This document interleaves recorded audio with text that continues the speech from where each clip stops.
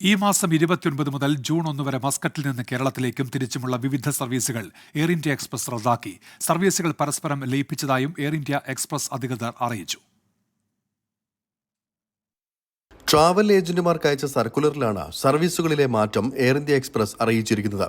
ഈ മാസം 29 മുതൽ ജൂൺ 1 വരെ സർവീസുകൾ റദ്ദാക്കുകയോ ലയിപ്പിക്കുകയോ ചെയ്യുന്നുവെന്നാണ് അറിയിപ്പ്. മസ്കറ്റിൽ നിന്നും കേരളത്തിലെ കോഴിക്കോട്, കണ്ണൂർ, തിരുവനന്തപുരം വിമാനത്താവളങ്ങളിലേക്കും തിരിച്ചുമുള്ള സർവീസുകളാണ് ഇത്തരത്തിൽ തടസ്സപ്പെടുക. മെയ് 29-നും 31-നുമുള്ള കോഴിക്കോട് മസ്കറ്റ് സർവീസുകളും മെയ് 30-നും ജൂൺ 1-നുമുള്ള മസ്കറ്റ് കോഴിക്കോട് സർവീസുകളും മെയ് 31-നുള്ള കണ്ണൂർ മസ്കറ്റ് കണ്ണൂർ സർവീസുകളും 30-ന് തിരുവനന്തപുരത്ത് നിന്ന് മസ്കറ്റിലേക്കും തിരിച്ചുമുള്ള സർവീസുകളുമാണ് റദ്ദാക്കിയത്.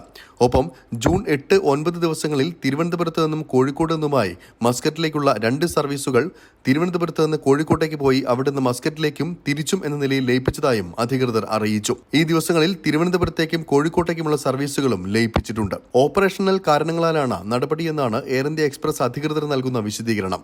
സ്കൂൾ വേനലവധിയും ബലിപെരുന്നാൾ അവധി ദിനങ്ങളിലും യാത്ര ചെയ്യാനായി കാത്തിരിക്കുന്ന നിരവധി ആളുകളെ തീരുമാനം പ്രതികൂലമായി ബാധിച്ചേക്കും.